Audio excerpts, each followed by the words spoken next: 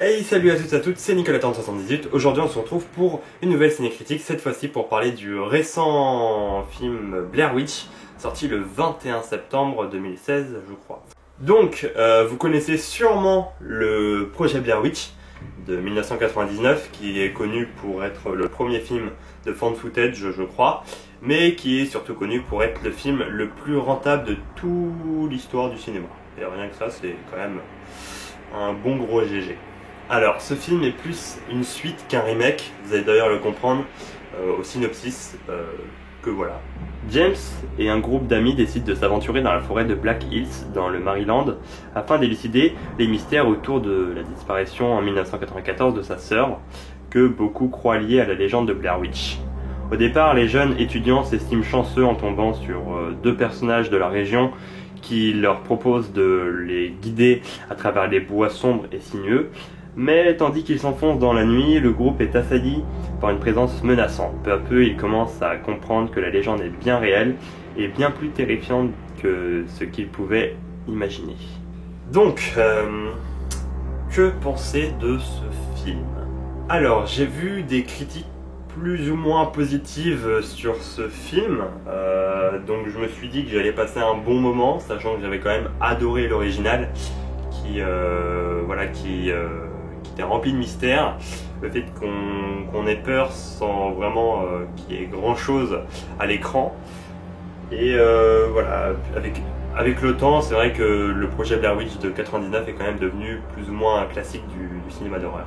Bref, je me suis dit que j'allais sûrement passer un bon moment devant le film. Déception. Clairement, j'en attendais pas beaucoup de ce film, mais bon, j'ai quand même été déçu, globalement. Mais pourquoi?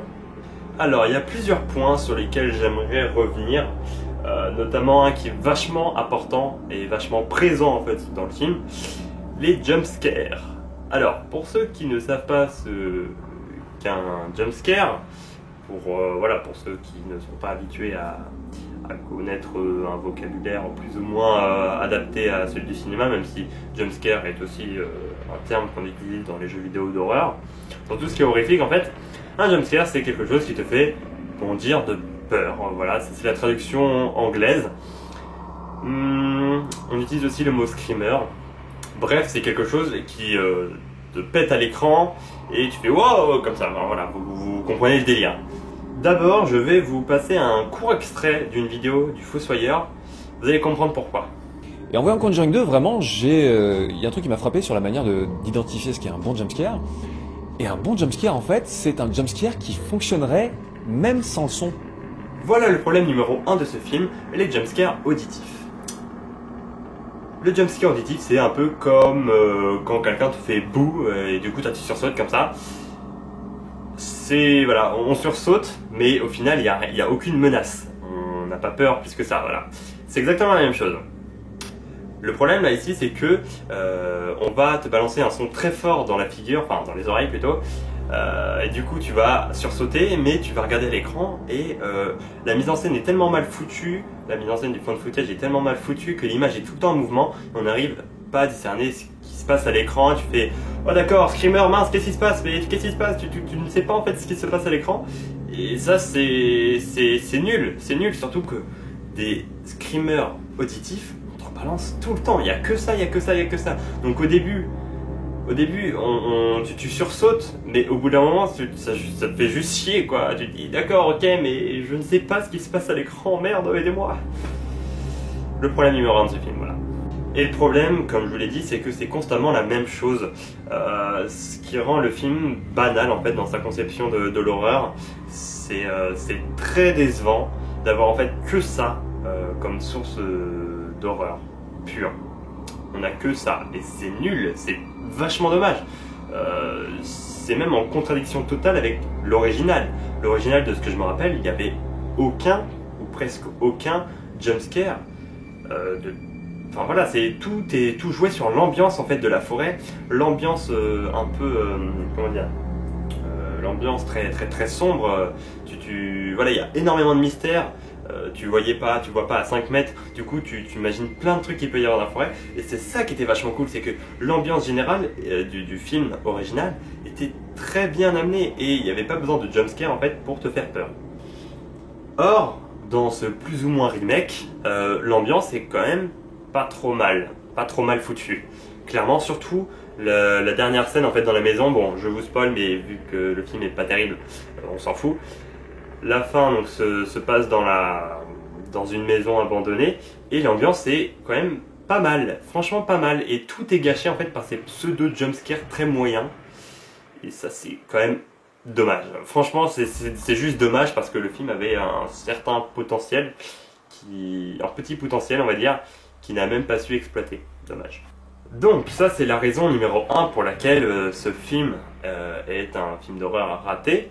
Mais comme bon tout film d'horreur plutôt mauvais, il y a des règles à respecter, notamment les clichés. Voilà, les clichés forcément, dans tous les films d'horreur mauvais, on a des vieux clichés de merde, parlons-en. Oui, parce qu'en fait les personnages ne sont qu'un enchaînement de clichés, il y a juste besoin de regarder la tête des mecs au casting, d'ailleurs les acteurs sont très moyens, voire plutôt mauvais. Bref, c'est cliché sur cliché sur cliché, c'est génial. Ou pas. Même pas du tout. Ah oui, aussi, le film nous prend pour des cons. Ah, c'est une caractéristique d'un film mauvais, vous allez me dire, mais bon, c'est quand même déplaisant en 2016. En effet, les personnages du film n'hésitent pas à nous rappeler ce qu'ils vont faire à voix haute, alors qu'ils sont tout seuls. Vous avez sûrement dû voir ça dans des films plus ou moins bons. Voilà, les personnages principaux ou pas, parlent à voix haute pour dire ce qu'ils sont en train de faire, ce qu'ils vont faire, etc. Alors qu'ils sont tout seuls en fait, tout simplement pour permettre aux spectateurs qu'ils ne soient pas perdus. C'est nul à chier parce que clairement, un bon film, il n'a pas besoin de faire ce genre de choses pour que le spectateur ne soit pas perdu. Et même, je vais vous donner un exemple pour vous montrer à quel point le film nous prend pour des cons. Un exemple, donc au début du film, les protagonistes discutent entre eux en fait quand ils arrivent dans la forêt et ils disent, l'un d'eux mentionne le fait qu'il existe des galeries souterraines qui mènent d'un point A à un point B. Des galeries donc sous terre qui ont été faites par je ne sais qui, voilà, et qui mènent d'un endroit à un autre.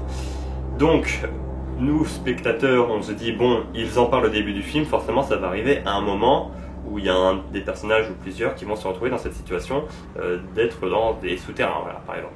C'est le cas, un personnage à la fin du film se retrouve dans une galerie, et donc nous on est au courant que ça existe, etc., que ça va mener quelque part, mais le personnage n'hésite pas à le dire à voix haute alors qu'il est tout seul.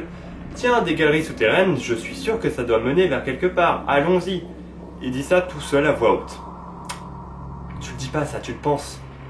C'est con, enfin, quand tu te lèves le matin, tu fais « Je vais me lever pour une nouvelle journée à l'école ». On se dit pas ça, enfin c'est con, enfin voilà, vous comprenez le délire, c'est prendre des spectateurs pour les cons, je suis désolé. En effet, voilà, prendre des spectateurs pour des débiles, c'est pas forcément très bien, c'est même pas le but du tout, faut dire ce qui est, et ça c'est un exemple parce qu'il y en a plusieurs dans le film, malheureusement.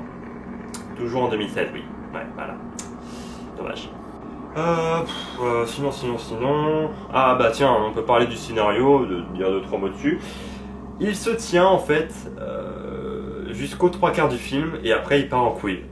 J'imagine que les scénaristes se sont dit putain les mecs, on est aux 3/4 du film, on a mis trop d'éléments scénaristiques, on a mis trop de choses et du coup ils sont partis en couille. Les mecs ils ont fait n'importe quoi et voilà, tu arrives pas trop à suivre en fait le délire. Encore une fois, j'ai envie de dire c'est dommage, mais bon, voilà, c'est à eux d'arriver à tenir un scénario jusqu'au bout. Les mecs ils le tiennent jusqu'aux 3/4 du film et après ils savent plus quoi en foutre. Et ça c'est dommage, évidemment, bah oui, évidemment, oui, évidemment, oui, bien sûr.